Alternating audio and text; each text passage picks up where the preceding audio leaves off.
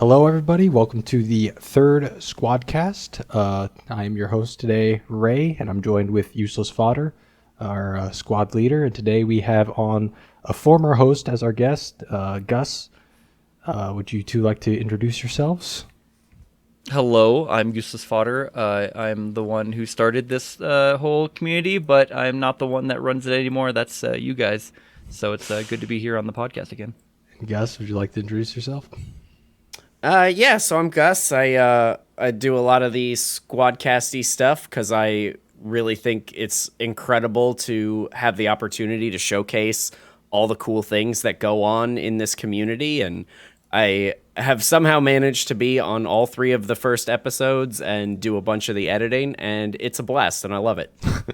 Well, Fodd, since we have you here, would you like to give the short, speech about what the FoddSquad is? Sure, absolutely, yeah. So the FoddSquad is a group of people from all over the world, different walks of life, different backgrounds, different political ideologies, different socioeconomic status, who come together in this community for a common cause of building a positive and supportive squad-like community. Is designed to be sort of like a squad in the military, people who maybe in a normal circumstance you wouldn't have gotten to know, but because you spend time together, you work together, you bunk together, you exercise together, you do everything together, you begin to strip away some of those surface level things that normally would divide people, and you begin to make connections with one another at a deeper level and really see the humanity in one another and build a sort of brother and sisterhood, people that have your back no matter what. They're there to support you, whether you need just someone to talk to when you're having a tough time, or if you want some life advice, or you're looking for somebody to play games with, or you want help coding. I mean, we've got all sorts of different things that people come to the squad for. It's meant to be sort of just a real honest to God community, not just a gaming group. It's people who are there to want to support you and get to know who you are at a deeper level.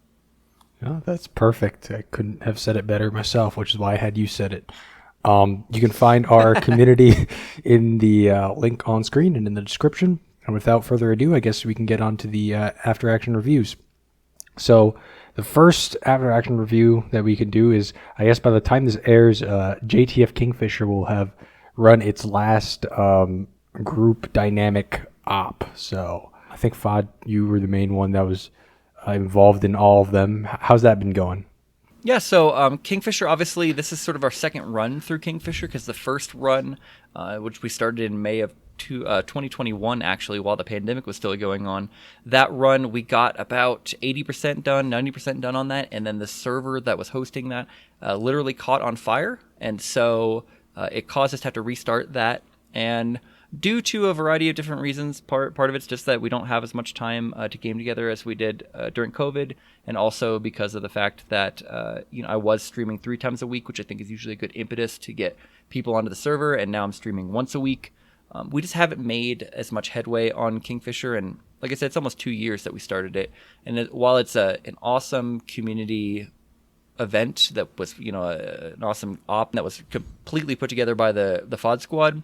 We made patches, we have lore, we've got everything like that. Even though that is really special to me and special to a lot of people who worked on it, we had an internal discussion. We just came to the conclusion that it's time to move on to something new. It's time to start something else. So we've done, over this year, I think we've only done 2 or 3 total ops, and that's just not enough to finish a Liberation campaign. So I'd already planned to try to play Kingfisher this weekend on Saturday. We're recording this on the 29th, which would be I guess a Wednesday. Even though I knew that we were going to play, and it's not necessarily going to be like a big overarching end of the campaign. We're not going to see the big win screen. I just decided that it was going to be a good send off to play one last time, maybe go capture something big in there, try to get as many people as we can, enjoy Kingfisher for what it is, and then retire it. I'll move it on to a secondary server or keep it as Team B or something like that. I haven't figured out the mechanics of that yet, but we're going to move that over to something that people, if they want to participate in, they can. And we'll move on to building something new. Yeah, and you did mention that you were going to do one last recap for the Pulau royalty and some of the special people in the squad. Yeah, so one of the we did a Kickstarter to print the JTF Kingfisher patches, and we ended up being able to, that was wildly successful and managed to raise hundreds of dollars more than I expected. So we were able to produce other patches and fun stuff as well. Well, one of the Kickstarter rewards that I just, for one reason or another, have not gotten around to being able to fulfill was to have a specialized mission for a particular tier of Kickstarters, or Kickstarter backers. And so with that, this being the end of Kingfisher, I think that it would be very useful for us, for the people who monetarily supported the campaign to be able to sort of send it off. So I'm going to design a specialized mission. I won't say exactly what it is yet. And I'm going to obviously bring the people who were at that level of Kickstarter way back in. I think it ended in July of 2021. Those folks, have them invite some people along, and we'll do something that's going to really matter for the campaign. It's going to, I think, be the thing that allows us to sort of put everything to bed. Yeah, I think that's a great idea. As you guys know, I took the Charnaris B Team campaign that we shelved and turned that into sort of like a story-based ending of sorts. So I really think that it's a good way to sort of send it off without having to, tediously grind a bunch of locations and stuff like that. So certainly excited. I've loved the Pulau location, and I'm excited for the new things, but looking forward for now to the great finale of it. Moving on, we have our two sci-fi events, which have kind of been the highlight of the month, I guess. The first was the Mass Effect Skyllian Blitz, which I created. I sort of took the lore surrounding one of the most famous conflicts in the Mass Effect universe, which was the Skyllian Blitz and the colony of Elysium having the ground marines battle against a Batarian pirate mercenary invasion. I think all three of you participated in that, right? Yep, I was there. Yeah, we were there. Yeah, so that was new for me because I've never tackled anything sort of in the future. I've never dealt with sci-fi mods, and they do sort of change how the missions operate. So, like, for example, enemies have shields. They take a lot longer to take down. I sort of designed it around trying to transform it from the modern day aesthetic, which is, sort of what Arma's built for, to the future aesthetic. So, I had, ships flying around in certain patterns, then they'd, engage each other and shoot each other down, and things would be blowing up all around us. Drop ships be coming in to drop off new troops. And I was just kind of trying to bank on more of the immersion of the setting. I redesigned some of the parts of the city to look more sci-fi-esque. Yeah, and that was a lot of fun, and I am planning to do some more in the Mass Effect universe. But are there any thoughts from you two on what you liked about it or didn't like? Yeah, so I mean, I think like all the parts that were under your control went really well and worked really well. Obviously we had the server not cooperating with the mission end, which in a lot of ways was kind of funny how it just like died for a solid minute and a half at the end of the mission. That's Arma stuff. I think I struggled to understand the weapons and shield mechanics. Like, I was on the marksman role. I could not tell you if I actually killed anything in that, whether it was because I didn't properly understand the mechanics of the weapon that I was using, or if it was just like the damage model. But that was kind of rough. But I don't know if there's anything that you could have done about that. Yeah, not run Ace Medical, which is something Fodd taught me after the fact. But that's what I'm going to do next time, and I'm going to see how that works. But yeah, I still don't fully understand how the shield mechanics works, but I hope by making the medical mechanics vanilla that I can at least tamp down on some of the like weirder behaviors, like Krogan's having infinite health, which caused me to remove them from the game for this time. But Fodd, did you have any thoughts? Yeah, absolutely. I've got a big, strong connection with sci-fi. I don't know if I've talked about this much in the Discord or on the streams, but when I was 18 or whatever, I actually went to college specifically for English with a focus on creative writing to write sci-fi. Wow. Did a lot of studying over on science fiction classics from the 30s all the way through the 80s. Studied under a award-winning literary critic for sci-fi. Like, I've got a strong connection with sci-fi. I'll say that. Now, I love the Mass Effect games. I played 1 through 3, and but I don't have as much of a lore connection with them as I do with maybe some of the other universes. So for me, it was fun to be able to go into this universe that I know has a ton of lore, especially guided by somebody who understands the lore. Like I had to look up what the Skyllian Blitz was before we started, and then I was like, oh, I kind of see this is important, and so it was really fun to get to explore a sci-fi world that's very realized, very well thought out, and I thought you did a great job of really capturing that. I've seen that map before in regular Arma, so I knew where you had put all the work into making those locations new and fresh, but they felt like they belonged on the map. And so that's not easy to do. I've had to do that for other maps before. And so I felt like the immersion was absolutely there. It was really cool to get attacked at our base when we weren't expecting it. We're getting strafe runned, and there's the ships fighting in the sky, like flying and doing dogfighting, exploding. Like that's really tough to pull off in Arma, and so it's really cool to see that. And I think everyone had a ton of fun with that. Obviously, the server having the issue at the very end, like Gus said, there's nothing you can really control about that. But overall, I thought everyone had a really good time. I know I had a really good time. I didn't have any issue with the fact that some of the guys were squishier than others. Like all that sort of stuff to me is just the mechanics don't really matter for me in most ops. It's, do I feel like I am who I'm supposed to be, whether that be a special forces soldier or a rebel or whatever. And in this, I felt like I was a member of the Alliance Guard. Like I felt Marines. like we were that, or Alliance Marines. Like we were there. We got orders. We got a cool map room, everything like that. So I had a blast, and so I would love to do another one. I assume that we're doing a follow-up, Yep. And I hope we do. I would love to do more in that world. We're on a sci-fi kick now, and I think that it's nice, it's fresh and new for everyone, and if we can keep that going, that'd be great. Yeah, I foresee that sort of sci-fi kick taking us well through the year. But speaking of that sci-fi kick and universes you're more familiar with, Fodd, tell us about Operation Underwood, which was the Halo op that was recently run. Okay, yeah, so we ran Operation Underwood just a few days ago, actually, from the time of this recording, and it was meant to be a non-canon battle in the Halo universe during the First Covenant War. So I grabbed some existent units that were out there but weren't well defined, a ship name, that sort of stuff. And I tried to create something that felt very Halo, like very Halo Operation, without necessarily getting stuck in the lore, because I'm, once again, not a world that I know a ton about.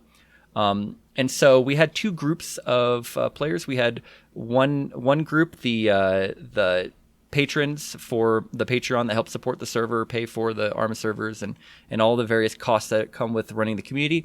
I give them one special op or one special role in a bigger op per month. That's one of the things that's like a deliverable for me to them. And so their special role this month was to play as the Spartan team during this operation. And then the rest of the players were playing as, I'll say normal USNC Marines as part of Alpha Company from 77th Regiment. And their mission was to land on a small moon called Errant 5 and to disable a planetary railgun on that moon that was threatening an invasion force that's going to attack a much larger planet called Sephora. And so this was an enabling operation for a much bigger op that if, people reacted positively to this, I would go and try to make that larger op. And so I tried to set it to be as like I said, very Halo-esque. So there's like, you get brought in with a Pelican, you hop out, there's a big fight with a bunch of Covenant enemies, utilizing Web Knight's awesome new Covenant models and animations that are out there. Really, really cool stuff. And, we're taking over areas. The Spartans did a ODST style drop pod behind enemy lines and took out the enemy's AA, and then we all met up in a spot, and we're like dropping warthogs from the sky for people to grab them, and people are jumping in warthogs with the guns in the back and launching themselves off of hills and flipping around, and just it was not tactical, it was not realistic, it was very Halo, and I really feel like people leaned into that aspect of it. And so overall, I think it was a success. There's definitely, for me as the mission designer, I saw some things mechanics wise that need to be fixed, tweaked, or otherwise could be improved, but overall I think people really resonated well with it, and we are planning on doing, now that we've the players were able to capture and destroy the railgun utilizing its self-destruct function, and then they went back to the cruiser Active Remembered, and they're now preparing to assault the sort of Covenant world of Sephora, and that will be the next op that I'm currently in the planning stages for. Don't have a date on it yet, but that will be our next Halo op in that particular series. And obviously, any feedback that you guys want to give, more than welcome to hear it here. Yeah, so that I watched the VOD. I didn't participate, but it looked really great. As you said, it really nails that Halo authenticity. In fact, I think the mods for Operation Trebuchet are a lot more feature complete than the Mass Effect ones. But it also sort of, I think Halo lends itself better to Arma's mechanics than Mass Effect. But I guess one question I had during the op that I wasn't able to get an answer for until now, but that map, is it part of Operation Trebuchet's lineup, or did you make that yourself? It was authentic to the universe. Yeah, so that map is one of the ones that comes with, I believe, the default Operation Trebuchet. I don't think it was First Contact. That's the IO4 Cold. I can't remember. It's Cold Lands, I think is what it's called. And basically, it's actually one of the Halo maps. So if you look towards the horizon, you'll actually see the Halo ring sort of moving up into the sky. And so I just reskinned it because I wanted to have a map that felt very alien, but still had structures on it. And I went through a lot of different maps, both within Operation Trebuchet and outside of it. And I was having a hard time finding something that wouldn't require me to basically do what you did, which was erase all of the buildings on the map and then replace them all down. And so this one worked perfectly because it was all Forerunner technology buildings that were there. I did add a couple things, but for the most part, what you saw was there on the map. And so it was, I thought, especially the large rock walls that sort of hemmed everything in and forced the players to take certain paths, I thought was a cool way to assault things. Definitely, that was the unique, and like you said, it's lifted from the game. So I was like, hey, this looks really familiar. I played through this level before, but that really lends itself towards the kind of gameplay you were trying to make. And I guess, Gus, do you have any comments or feedback? I mean, just hearing you guys talk about it and like thinking about like, oh, everybody played it more like it was Halo than Arma. I think that's one of the greatest things about Arma, realistically, is that because it's built for this big scale, you can transform it through mods to give an experience of a different shooter in a way that other shooter can't actually do because it doesn't have the scale. Like Halo's got multiplayer, but it's, all small room competitive-y type stuff. They don't have like, oh, we're going to have 10 guys all cooperate to go take out one objective. Like that's an Arma thing, and you brought that experience to Halo, and that's, awesome. Yeah. Yeah, and it's worth mentioning that there's a guy that I follow and I've gotten a chance to play with a couple times. Goes by Rubik's Raptor. He's one of the biggest YouTubers now in Arma 3. And honestly, I watched his Halo op, which he's got Ignis Corp, which is like a 300 person strong group, and they do huge operations. But when I saw that and I saw sort of how well Halo adapted to that, because instead of being 5 players or 4 players that are Spartans and then surrounded by NPCs that are Marines, I'm like, well, the players could just be the Marines. And so those large set pieces that you have in like the Halo co-op or Halo single player, I'm like, Arma allows you to do that with real people. And I thought that was a really cool idea. He inspired me a lot with that video. And then also another group run by a guy that goes by Grim, BDG Grim. Yep. He's been running an ODST group. That seeing all that happening and seeing all the new cool Web Night stuff that's coming out, it's just like a really good time for a Halo op. I feel like the mods have gotten to a point that are really immersive, and so it was the perfect opportunity to really see that Arma can be very transformative beyond just being a tactical shooter. Absolutely, yeah. And as you said, I think our community especially is on a sci-fi kick anyway, and probably will be for the foreseeable future. So it's a perfect time to make these kinds of ops. I guess the last question for our AR would be, what would you improve for the next op? First off, there's a couple of just straight issues with the coding. We dropped, I think, 3 warthogs for every player, and there were 15 players. So there's a great picture that Hoodle posted that hopefully you'll put up. Yep, we will. That shows just a whole sky full of warthogs coming out, which is funny because during the brief I said, hey, these drops have not been going great in practice, so therefore they're going to drop more than you need, and just grab the ones that you need. And I had intended to say there's only 4 Spartans, so therefore they only need one warthog, and they're dropping 3. Instead, they dropped like 45, and like the whole area was littered with it, which worked fine because there was a lot of extra for the players to grab as the Marines. And that was something that was emergent on the battlefield. I had intended on having the players utilize the Pelicans to get to and from, and I even set up the support module that allowed us to call the Pelican in and get them to drop you off different places. But the tyranny of distance between where the Pelican would park and where we were out at made that just kind of infeasible. So the fact that we had a bunch of warthogs sitting around was like totally awesome and really, to me, made a big difference because the classic experience of Halo is flying around on warthogs and not caring about anything in the world until you get flipped over. That's another improvement. Is I'm going to make all the warthogs invincible Halo 1 style next time, because we did have a rather unfortunate event right during the beginning of the final assault.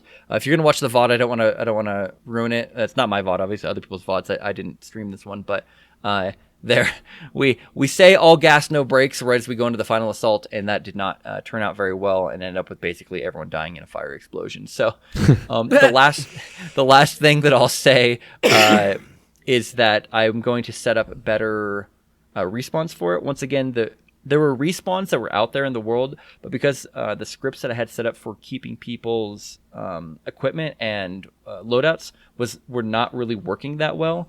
They were defaulting back to what they had originally.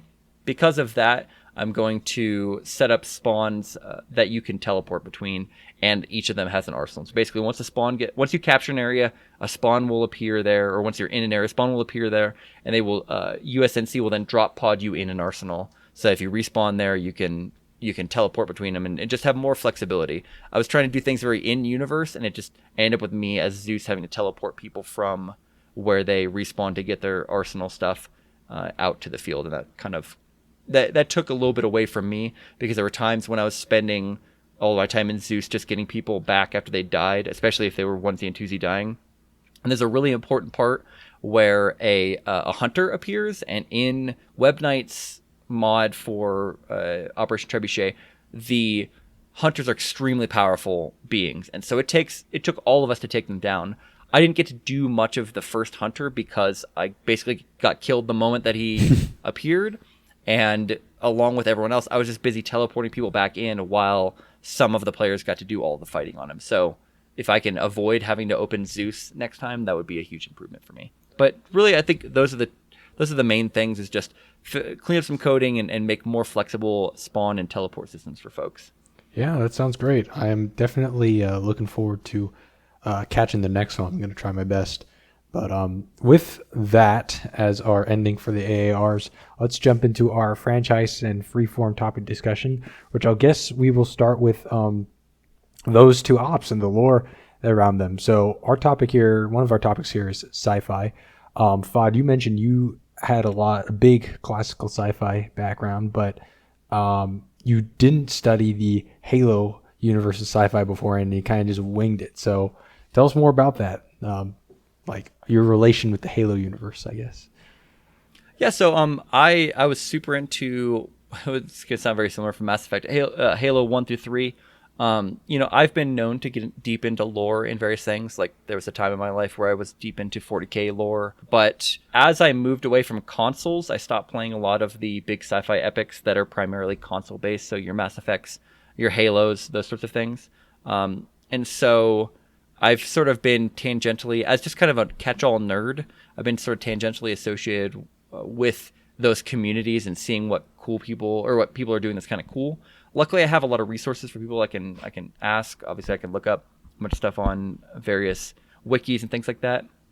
But I was scared to try to do an operation that was like a well-known battle, because inevitably, when you make the video, or if you have a player who's super into Halo, they're going to point out all the things that like, oh, that didn't happen. And I didn't really want to get tied into what the outcome was expected to be. I kind of wanted it to be what it needed to be and let people do what they want to do. I figured in these large scale universes, Star Wars is the same way. There's a huge canon that you can draw from, but there's also just an understanding that there's like huge empires fighting each other. There are probably battles that were never captured in a book or captured in a movie. Absolutely. And so I prefer to operate in that space of give me enough lore to be able to make this feel very Halo or feel very Star Wars or feel very Mass Effect, but don't force feed me an expected series of events. You know, if I'm going to do the Fall of Reach, that was a whole video game. And I'm not going to be able to really pull off. I mean, Rubik's Raptor did it a while ago, but like I'm not going to be able to pull off what's needed to make the Fall of Reach feel like the Fall of Reach. And so, if I'm going to make that up, I'm going to make the Covenant attacking a different place and us having to defend a different place, and maybe that does get glassed at the end, but it's going to have different beats to it that I have control over. Because for me, part of the fun of making ops and making campaigns or any of the things that we work on in Arma is getting to build a narrative that the players then get to experience in an emergent way. To me, it's a lot like D&D. I am a dungeon master in D&D.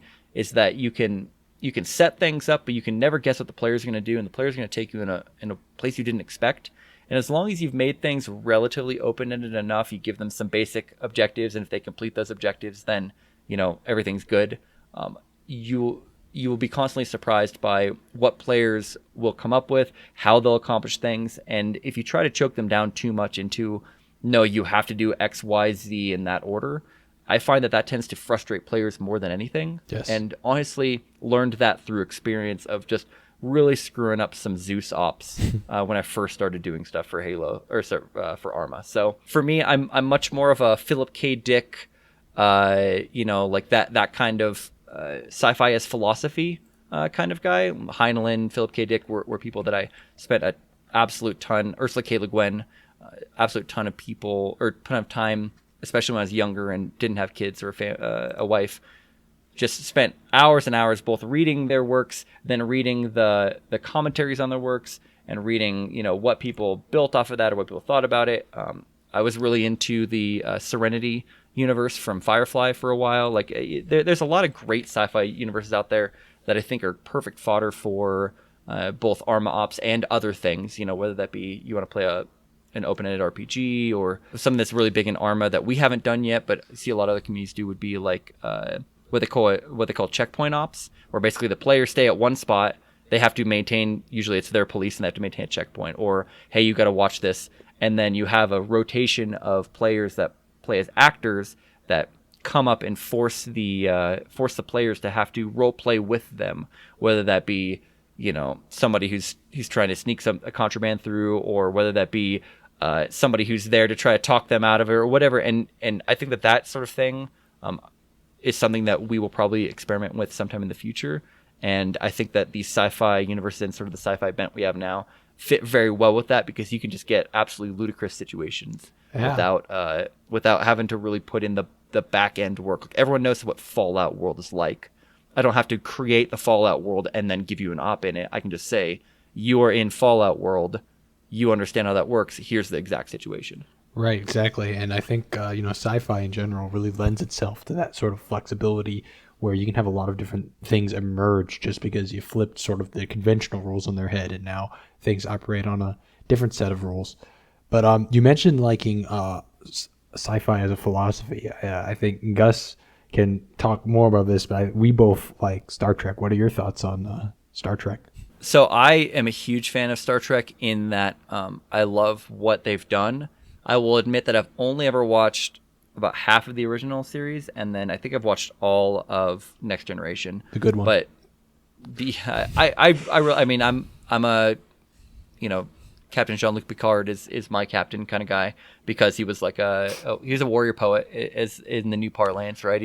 He's a learned person who used his brains to solve problems, and the teamwork between him and the other members of the crew was what they were selling. But I will say also, what I love about Star Trek is from the very beginning, they were willing to take on things that were controversial or take on things that people might consider political.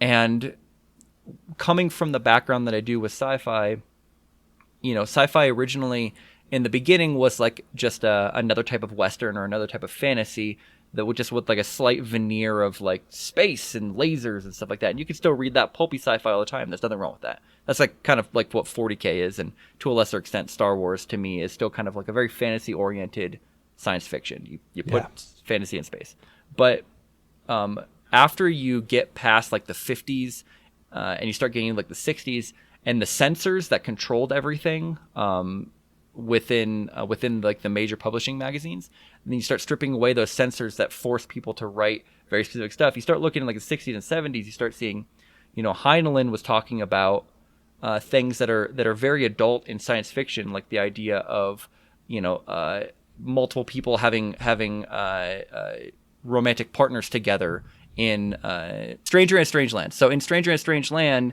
it talks about a boy who was ended up being born on Mars to two human astronauts who crash landed there and was raised by Martians. So he's raised in a different culture, and then eventually he's quote unquote rescued from the Martians and brought back to Earth, and he has a what we consider to be a very hippie mindset about the world, a lack of violence, belief in free love and all that sort of stuff.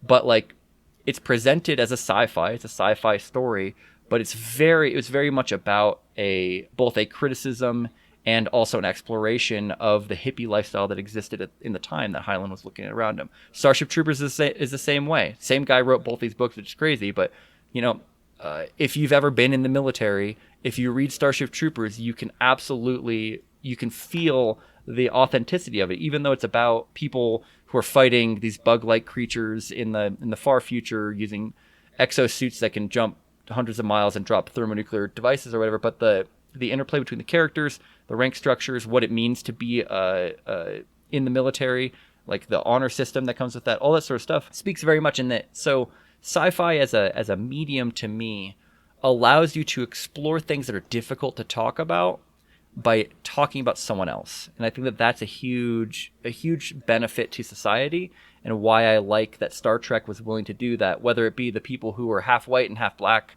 in the original series, the very concept of people of different races being in a relationship at all in Next Generation was a big aspect of it.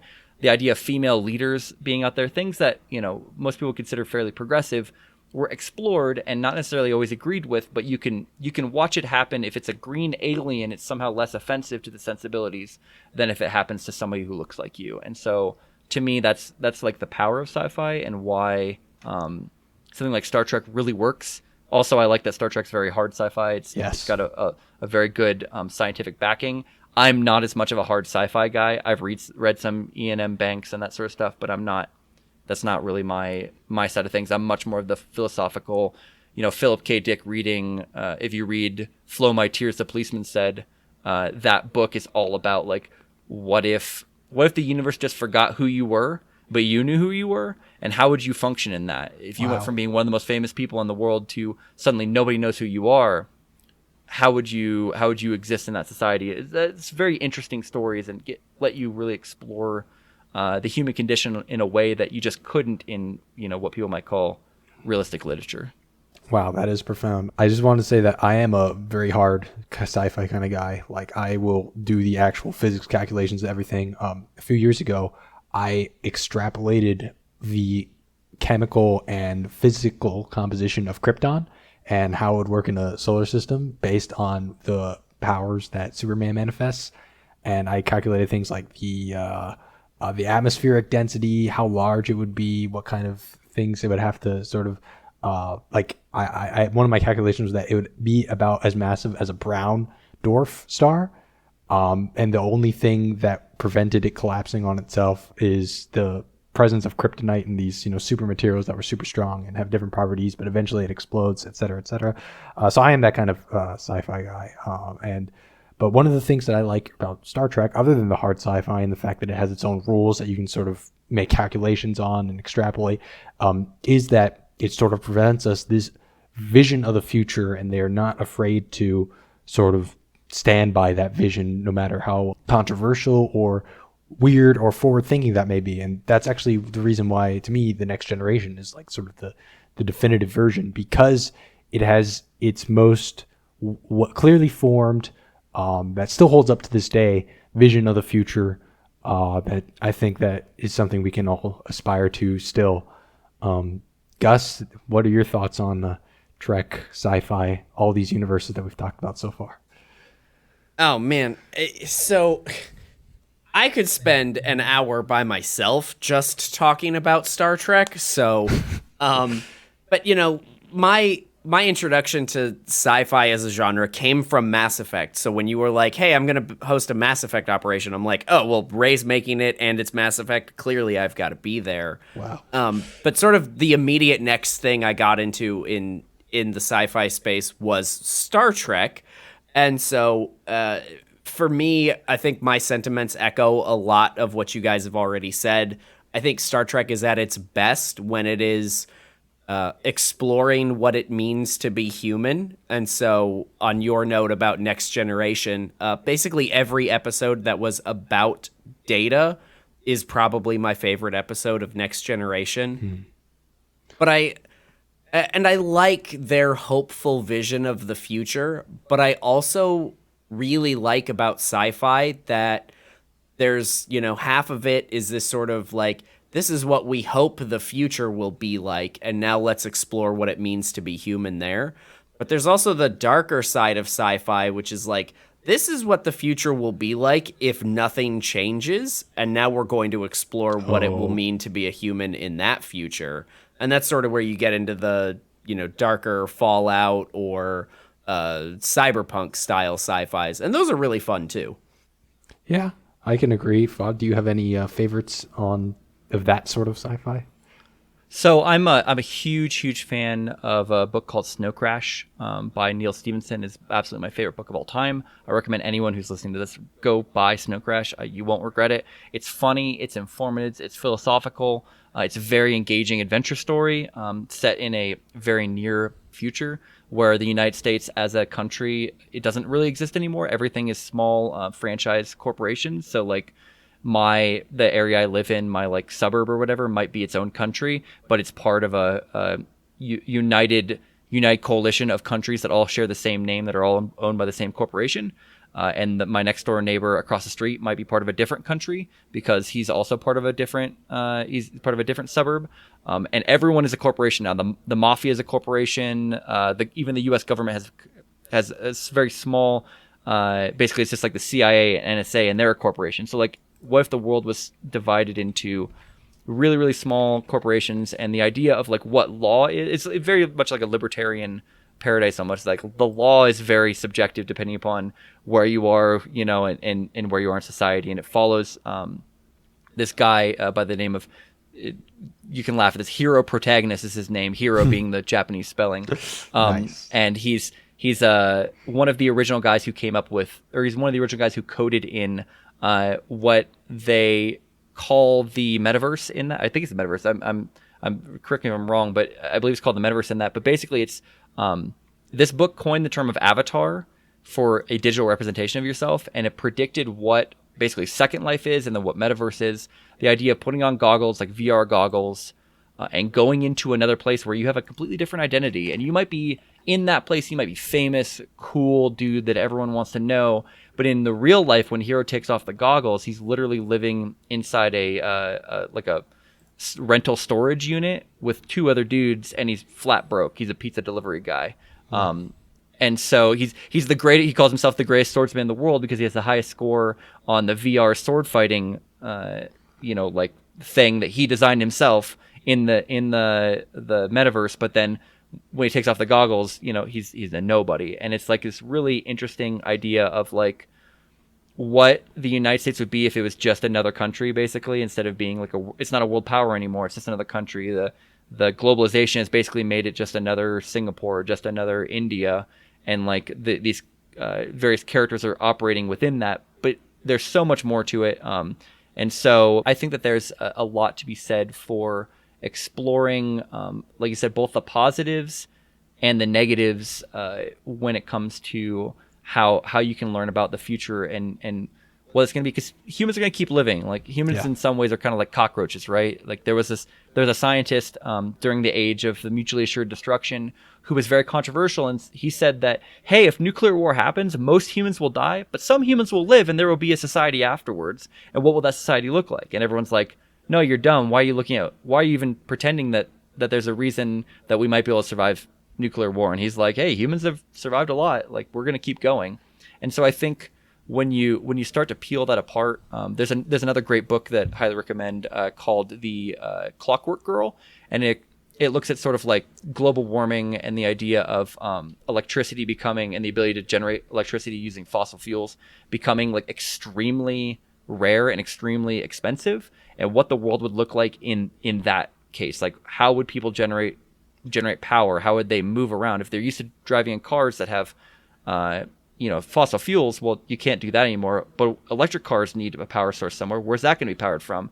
And in this world, they didn't get their act together fast enough before peak oil happened, and basically everything is now human powered. So if you want to move from one place to another in a city, you get on your spring powered bike, and that spring was wound by somebody you paid. Somebody sat there and pedaled that bike for an hour to give it enough power to spring so that you, who has money, can just ride it across the city. And it's a very interesting look at what that world will look like. Anyway, so I'm sorry to go on for a long time in this stuff, but it's that's really what cool we're here to me. for. But yeah, that does sound cool.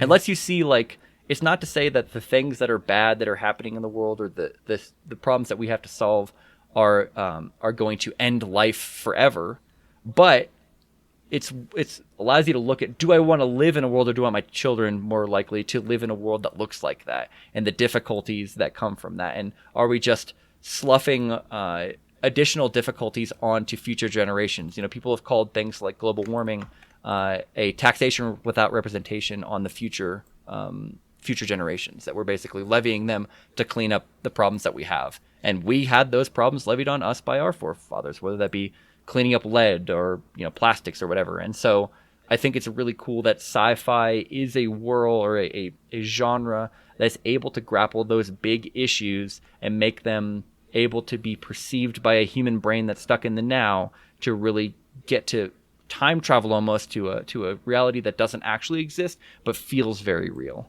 Yeah, definitely. So for me, I'm not into dark stories or media in general, which I guess we'll see when we get to our second topic, which is anime.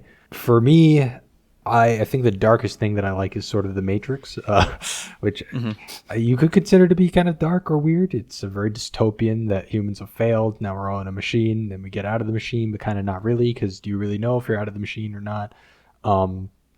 So I think that's the darkest I get. I like happy endings. My favorite Star Trek episode is Darmok, which is where Picard and by extension the audience are dropped onto a planet where they speak entirely in what we now know to be memes, but I guess that concept didn't really exist back then. But they talk entirely in the mythology and history of the country, and so the universal translators don't work because they can translate the words into English, but not the concepts.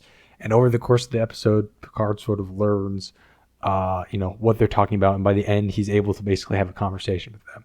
And I mean, I guess call me biased, but that sort of going to a foreign culture, learning the language, and then establishing rapport with them, being able to avoid a conflict in that matter, like blew my mind and still blows my mind to this day. And it is sort of a happier interpretation of the world, instead of, how horribly that could have gone and how it might have, brought these two cultures who are great into conflict and with massive destruction on both sides.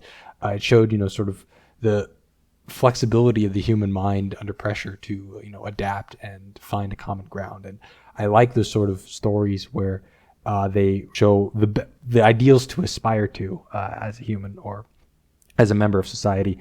But definitely, especially there are a group of people that I think really benefit from sort of the warnings that the genre can provide as to, why you should aspire to those ideals and what happens if you don't. And I guess that is the beauty of that genre, is that anything goes. Whatever you imagine can happen, you can make happen.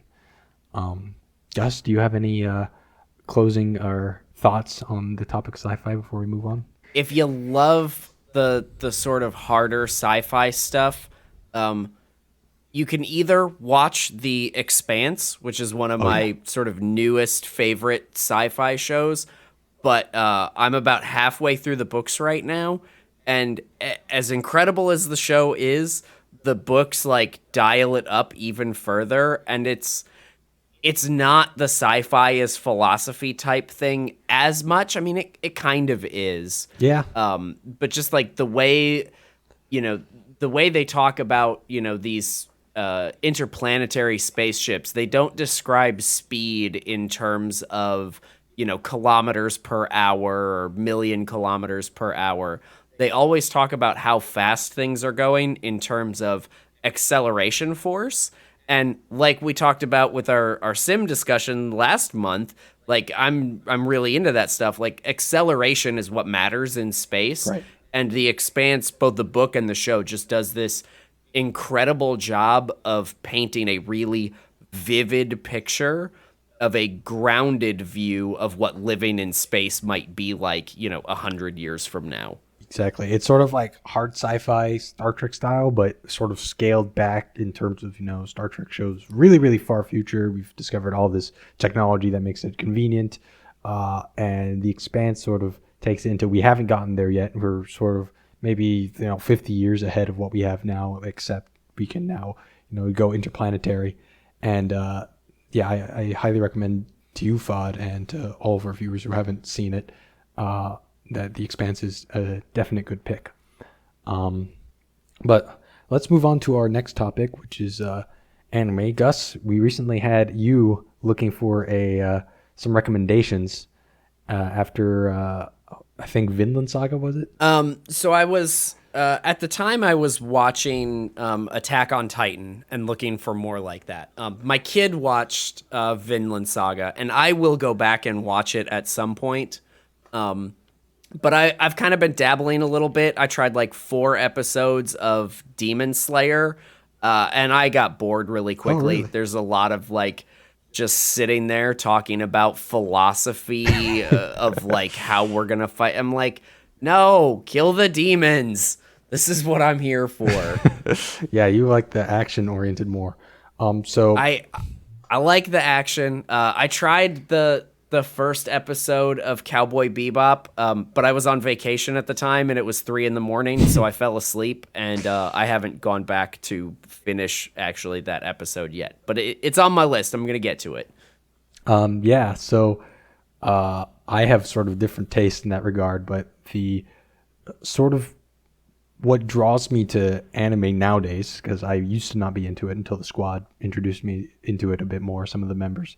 But the similarity with sci-fi in that there's an extremely wide array of, sort of topics and issues and worlds that it can cover, just because it is a flexible medium. It's not any specific genre. It is just a medium animation. But because it comes from a perspective that is not a Western perspective, for me, it's like entering something completely fresh. I've been actually reading, a lot of light novels, as well as, consuming more Japanese media, and it's very refreshing to me to see this sort of a change in perspective and in way of thinking that's sort of familiar, I guess, because I have both a professional and sort of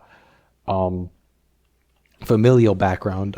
Even though I was, born, raised, and full-blooded American, it's sort of something that can be relatable, but also something fresh. Fodd, do you have any thoughts on that?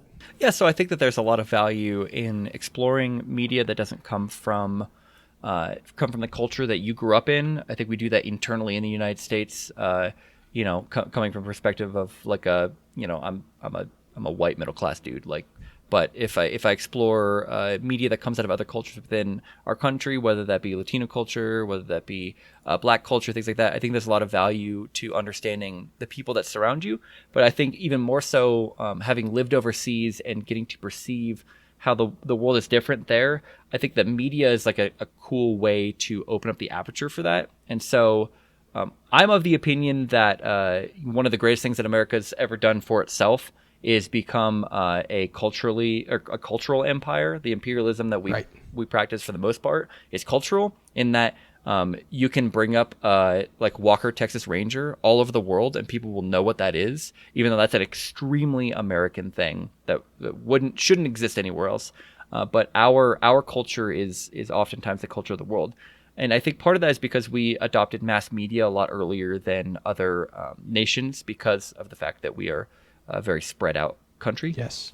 This is just my theory. I'm not going to say that's exactly why it happened, but that's kind of been my understanding. Another culture that adapted mass media and expanded it out very well was Japan. And, a lot of anime in America, it seems to me, comes from like the 80s and 90s era of anime, which would be your Cowboy Bebop. Well, the ones you're familiar with, at least. Yeah, but I'm saying like that, but it didn't expand into American consciousness as much. But prior to that, you had things like Voltron obviously existed.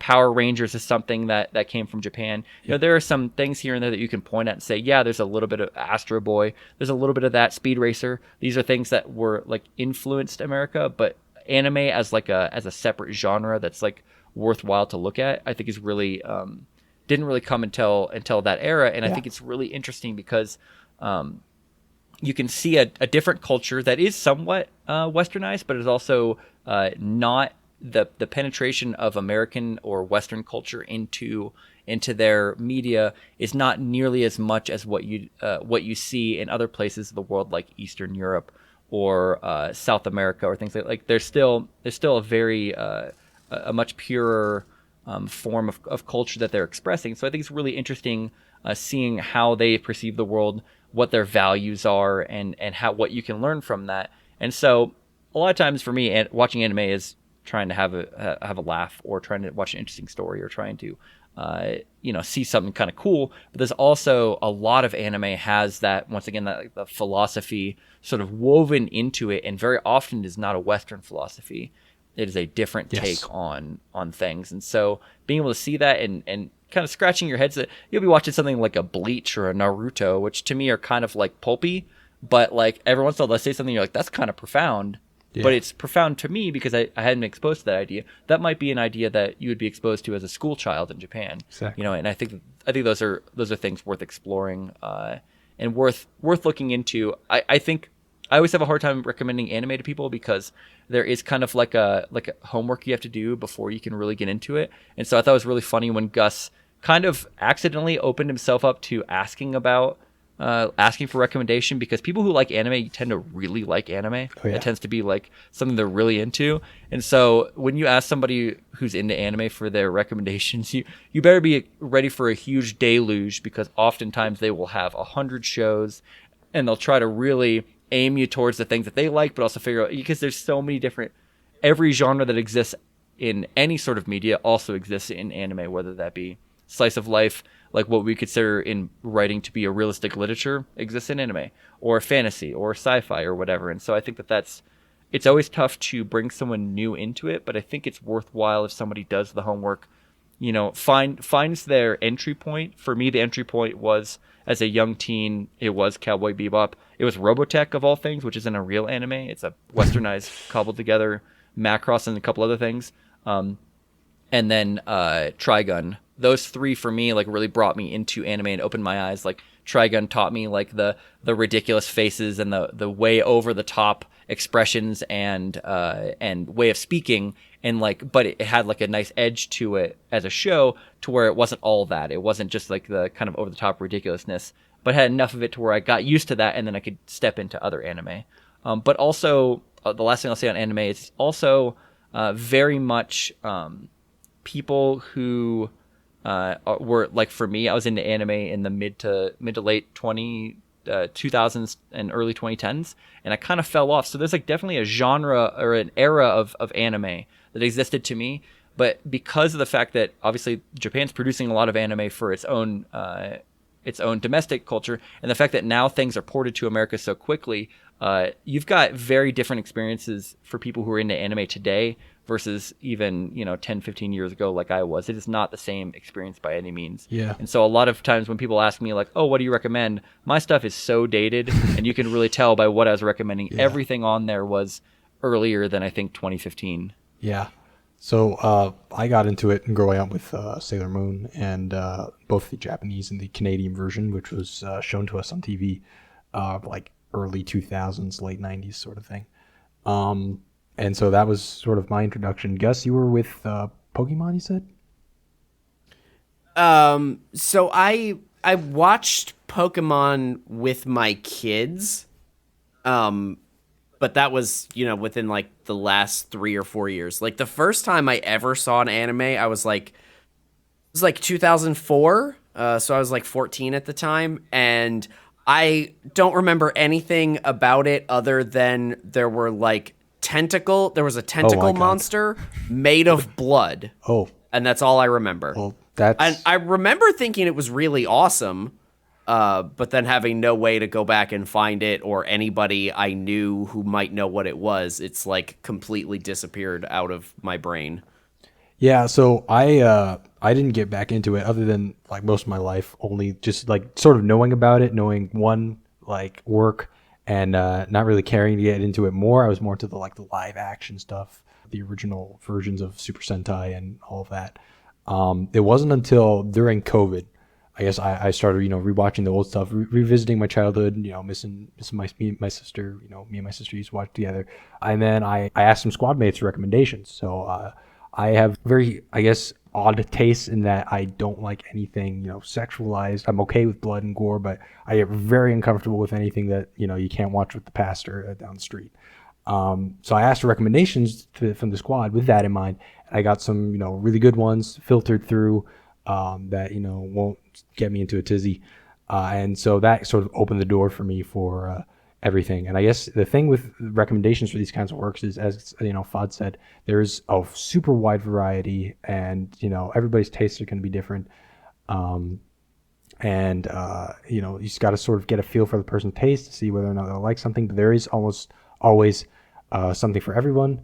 And I guess last thing I'll say on it is that Fodd, you brought up something that might be apparent to somebody in Japan that grew up there and become profound for somebody over here. Well, one of my favorite works, which is K-On!, is sort of that kind of thing. It's sort of deals with like coming of age, follows the same group of characters up to their graduation from high school.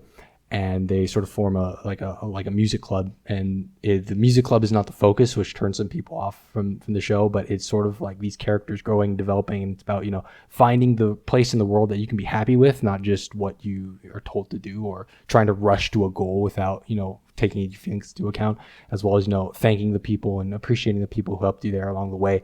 But to somebody who grew up in Japan, the concept of graduating and leaving everybody behind, even though they've done so much for you, is sort of a common thing. Sometimes they'll keep in touch with their friends, but a lot of the people, like their teachers, are cycled out every 2 to 4 years, and that can kind of so that's a very familiar feeling to them. But to me, it was like, wow, that really touched me, and that was really cool to see. And I guess now we can move on to showcases. Yeah, so G-Man has been working on a total conversion mod, so he's got a bunch of Star Wars. I think it's primarily clone stuff, but I think there's like some battle droids and stuff as well.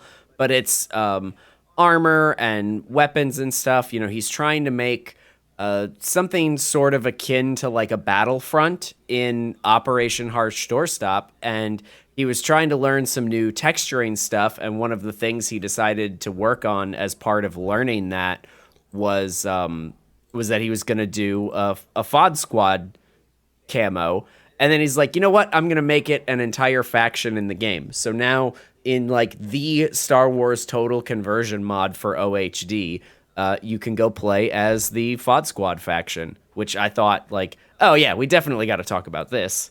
I'm a huge fan of OHD. We talked about it before, I think, on here, and what the Draking Labs is doing with OHD. I think it's a perfect platform akin to an Arma, but for smaller scale stuff.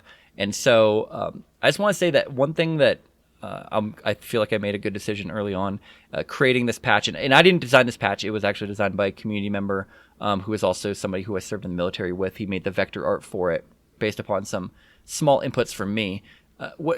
this patch has appeared in now I think 5 or 6 games, so it feels really cool to see somebody who is a community member. I mean, I know him elsewhere as well, but he's a Q member here off and on as well. But to then take something that's important to me and to this community, and then on his own, I didn't ask him to do this. Nobody else brought this up, but to do this on his own initiative, I thought was just super cool and just really reinforced that feeling of like when you see that patch, it means more than just like a gaming group that you play some games with. Like it has a value of like a real community. Yes. And so when you see that, he's like, I'm representing the FoddSquad with this. It's not just me trying to impress UselessFodder, this guy with 3,000 subs on YouTube. It's this is the FoddSquad patch. Here's the FoddSquad thing. And I was like, that's really cool to me. And so it was really unexpected when he posted it. I was like just floored by it. And I bragged about it on Twitter. And I just think overall, it's really cool to see people continue to connect with that patch as being more than just me or an individual experience. It's the community that he's representing there. Absolutely. Let's move on to the next one, which is Halo Op. The next one, Fodd should be quite familiar with this one. Yeah, so this is a picture I tried to take. I think I did an okay job. I didn't have spectator allowed on the map. That was another error I got to fix in the next one. So I had to do it just raw standing there. But this is a picture of the folks that partook in our Halo Op. You can see the Spartans from the Patreon in the back there with their shields and not dying in one shot. Then you have the USNC Marines there up front with some of our Warthogs. And then in the background, that big... I'm not going to say what it looks like, but that big thing sticking out there, that's supposed to be the planetary railgun we had to destroy. And actually, I put that together utilizing several Forerunner buildings. And so every so often, like every 2 minutes, it actually shoots out like a big blue thing. Yeah, I saw that. That's awesome. And so it looks like it's shooting stuff. But that was our final goal. And we took this moments before disaster struck on our initial assault. I will say we got wiped out, I think, to a man 2 or 3 times in that final assault. So it was very challenging. But it's for me, one of the things that I try to make sure I always do in every op is get a group picture. Usually after the op, after we've all finished, we'll go stand next to whoever we captured, whoever we blew up. We'll take a picture with it. But it's important for me to catalog those things because, people come and people go from the community, especially in Arma. Sometimes we'll go really hard on Arma. We have the same people for months. And sometimes somebody will just show up for one op. And being able to post those and then look back later on, like, oh, yeah, here's all the fun stuff we did. Oh, remember that guy and the stuff we went through? That's, to me, like, part of the reason why Arma is a perfect experience for building these sorts of communities, and that you get to reminisce about, 2 to 4 hours that you spent with other people dealing with problems, fighting and stuff like that. So I always make sure I take photos like this, and even though it's kind of silly, it means something to the people who were there. Exactly. And I'll keep doing it. Yeah, it's iconic, especially this pose where you have the people on the hood of the vehicles laying to the side. Like that's in every one of our or most of our screenshots, and I find that really iconic. And it's really nice to go back and look at all the cool screenshots we got. Like I do it every year actually, and just look at what the squad has done, and it's always very nostalgic. And of course, this screenshot you have the buildings in the background and the snow falling, and it's a very atmospheric sort of summary screenshot. So I highly approve of it. So and I mean the meaning you guys are talking about there. There's a reason I like to be the one who goes through and pulls the screenshots for the showcase every month. Like I love the pictures that we do. I was actually worked as a photographer before I joined the military back in my teenage years. So like gaming photography is very dear to my heart. And like, I love seeing the cool things that the community takes as these screenshots. Even though this is probably the lightest gaming photography showcase we'll have had. So this is not a game screenshot. This is a real thing that exists in the world. And, we talked about finding the patch in unexpected places. Now it's on somebody's CPU block. yeah. Once again, he didn't take this to impress me. He took this to show the squad, right? And I think it just goes to show, like I said, that patch appears a lot of places you don't expect. I've also sent out a lot of stickers, and every once in a while I'll get a picture of somebody sticking that sticker somewhere where it's probably not supposed to be. And I just think that it's fun. It's fun to see that patch appear in so many places. Watching him build this PC was kind of a fun experience overall, and there's been so many things, especially in a game that we have people who are really into, but not necessarily a squad-wide thing. Kerbal Space Program, one of my favorites. Yeah. I know both of you guys like it as well.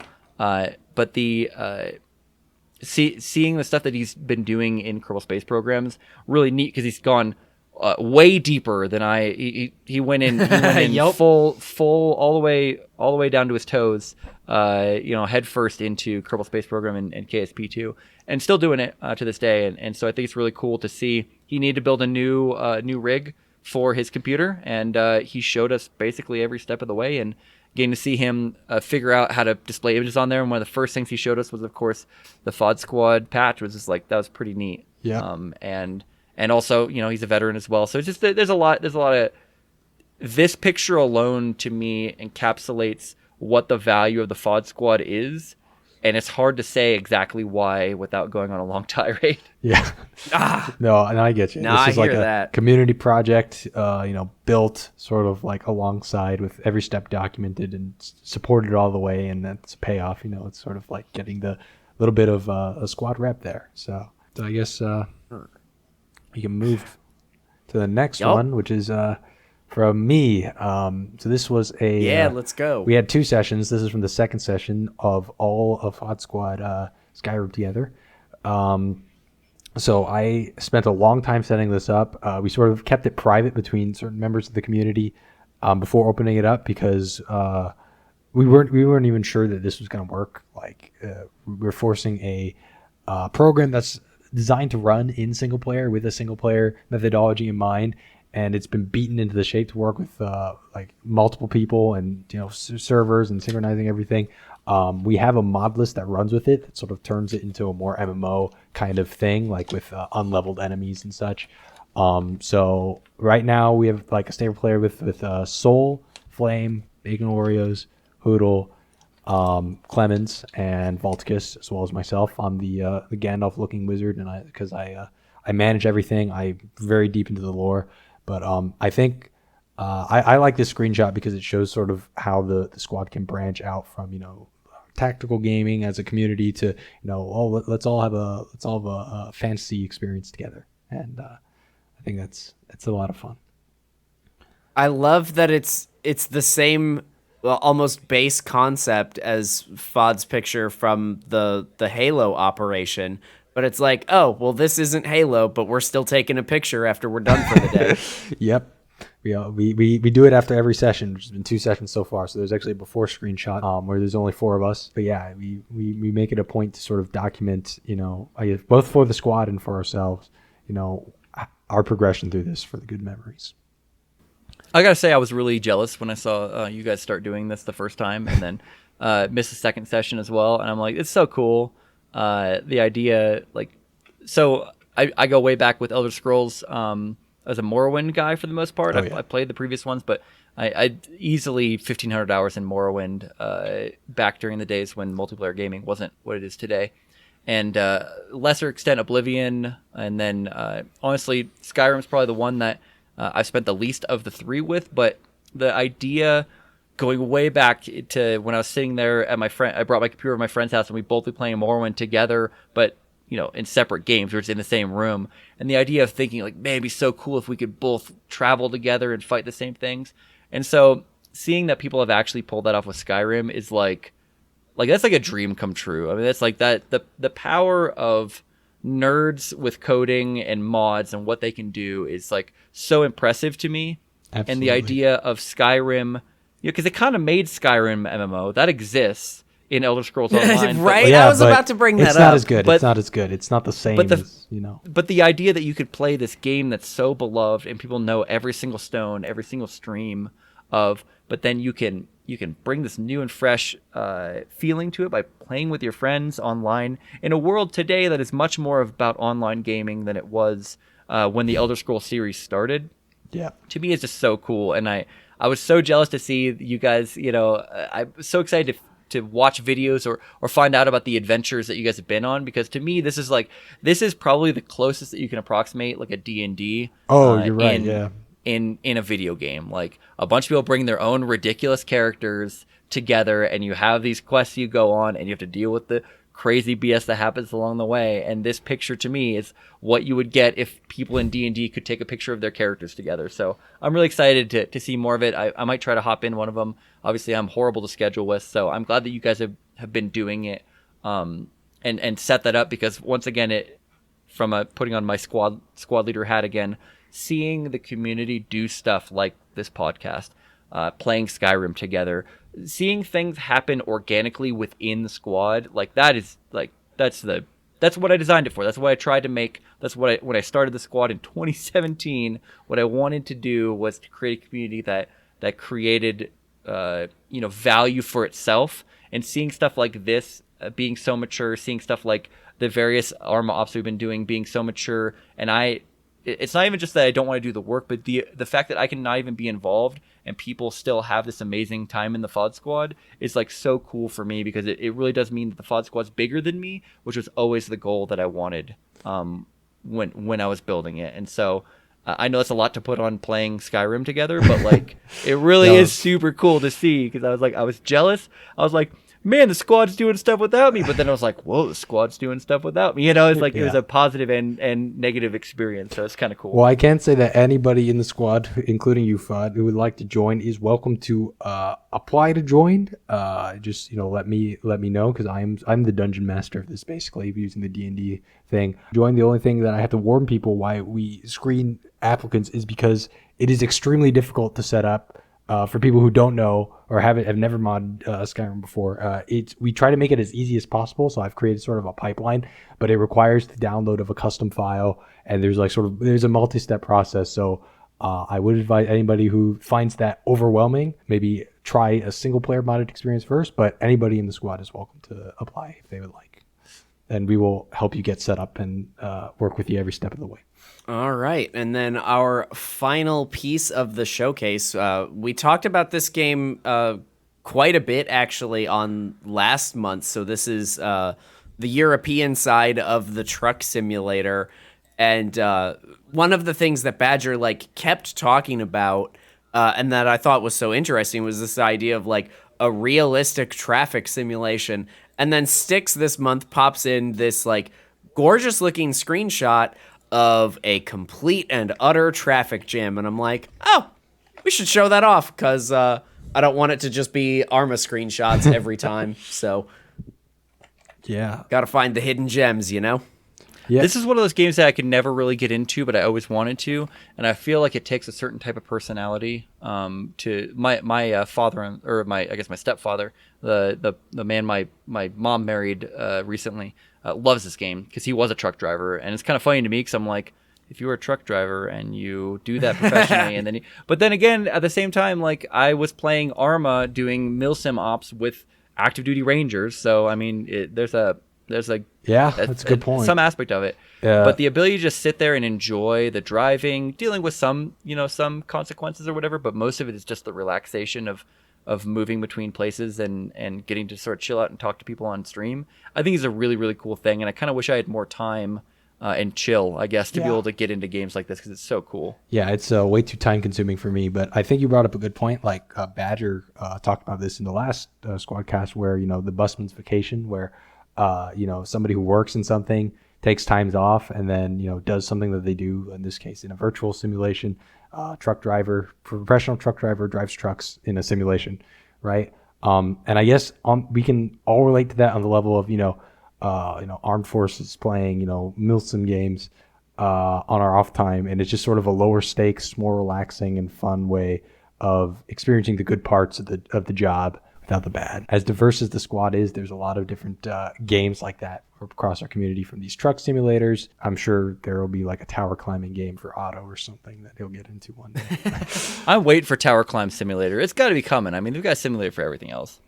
I think there's a VR one, actually, but I haven't seen a climbing game about towers specifically, but I know there are like VR rock climbing games. All right. So if a tower climber doesn't exist now, I'm sure it will soon. But yeah, I've also been known to take the busman's holiday, and I've played a few games about programming. And let me tell you, video games about programming are weird. Like Watch Dogs or what? No. I'm like, it's essentially like a gamification of the learning process. And like, if you're not deep into like formalized software engineering practices, you're not really going to understand what's going on. But once you start learning formal software engineering processes, you find out that most of the game is you're presented with a list of unit tests and you're just writing the function that makes it pass them. Man, that just sounds like work. I'm not following here. But, well, yeah, but it's like it lights up and makes a noise when you win. Okay, that It's like work, but there's dopamine at the end. It's like work, but instead of getting paid, you have dopamine. Understandable. And you pay money for that just as dopamine. good as money, right? All right. So I guess we can move on to the upcoming events and wrap up here. First thing that's important to announce is that Kujari Stablization 3, which was originally scheduled for Anzac Day, has been moved to the weekend immediately preceding it, April 22nd, in order to accommodate more people abroad who may not have the day as a national holiday. So definitely sign up for that. If you haven't, I think we're still going to run it with the idea of Anzac Day in mind. So the full sort of, respectful thing. There's some ceremonies that Hoodle might do, and it is sort of inspired by a set of real events that the Australian Defence Forces had to do. Event, I'm really excited about it. One, because these Kujari ones have been very interesting. Two, Anzac Day is really important to me, and I served in a unit that was 1/3 Australians and got to participate in Anzac Day celebration several times. And Anzac Day is like a combination of Veterans Day and Memorial Day for them. And so it's a really, really important day. And as such, Hoodle takes it very seriously. He's a big believer in the Australian Defence Force as the only bulwark that keeps Australia free, considering its geopolitical and physical location in the world. Yes. And so he, in this ops especially, he's explored in previous ops some things that you wouldn't normally see in an Arma op, but this one specifically is going to have some things that I would say only because we have a more mature community can we handle some of the things he's going to talk about. It's going to be some heavier topics, yes. Not talk about, but like experience and work through.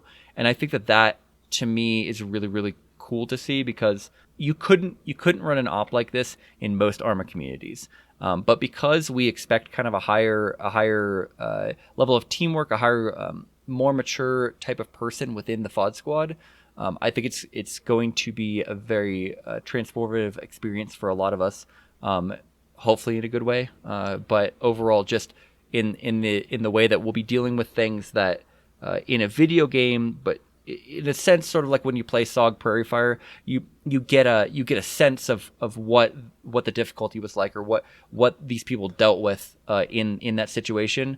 And he's trying to sort of meet that same thing for an experience that happened for the Australian Defence Force. Exactly. And so I think that's going to be very, very interesting. And for anyone who's listening to this who has not signed up, I highly recommend you do. Hoodle's done great ops every time. We've always had a really fun time. It's sort of, honoring people by remembering their stories. That sort of philosophy applied to an interactive experience, and I think that it does work very well, especially since, Hoodle does put a lot of attention, effort, and respect into sort of recreating something that we can sort of experience the story through. So yeah, I also second that. If you haven't signed up yet, definitely do. It's going to be an experience like no other. The second upcoming event is I finally set a date for my Tanoa Special Forces campaign, which is May 6th at 9 a.m. Eastern Time. So I finally figured out a dynamic dialogue system through which people can interact with the environment. So rather than our conventional, go kick down a door and shoot some guys, it's more of a fully fleshed unconventional warfare campaign with sort of a backstory inspired by not a real event, but something that Special Forces do train for. and sort of inspired, taking elements from different locations. And the central facet of this is that, it's more about working alongside the local populace than, shooting people in the face. Players will have to gain the trust and respect of the partner force and build rapport. And the commanders will have to make decisions that can, result in total rapport loss and mission failure if they completely mishandle the situation.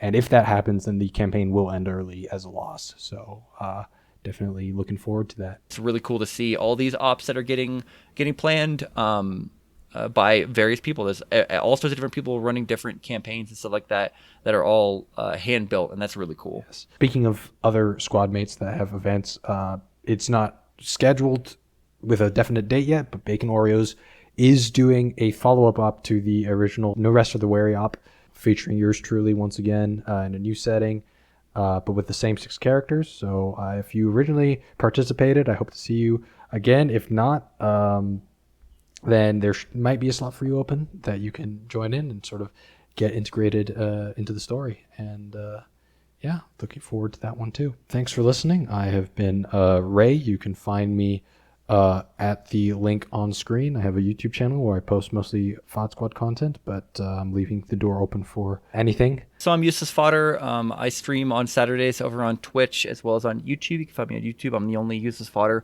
pretty much out there on the internet. I'm on more social media than I should be. I primarily make tactical gaming content. I've been spending a lot more time doing tutorials and things like that to try to help people make fun stuff in games like Arma, Reforger, OHD, that sort of stuff.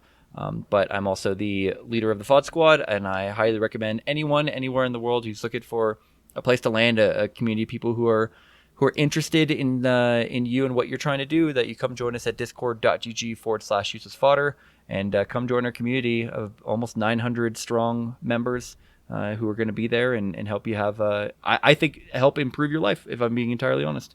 I agree. Man, I feel bad talking about myself after Fodd gave that beautiful closing. Like that's just where it ends, right? No. So I'm Gus. You can find me at Gus Schultz on YouTube, where I do parental reviews of video games, though I haven't actually managed to get one up for a while. Or my other channel, Gus Schultz Plays, that's where my actually gaming-centric stuff is all hosted. And I just finished my FoddSquad Crusader Kings Dynasty over there, so you can see the whole story now. And yeah, I hope to see you guys join in the Discord. Yeah, you can find all 3 of us there, out and about. And yeah, once again, thank you for listening.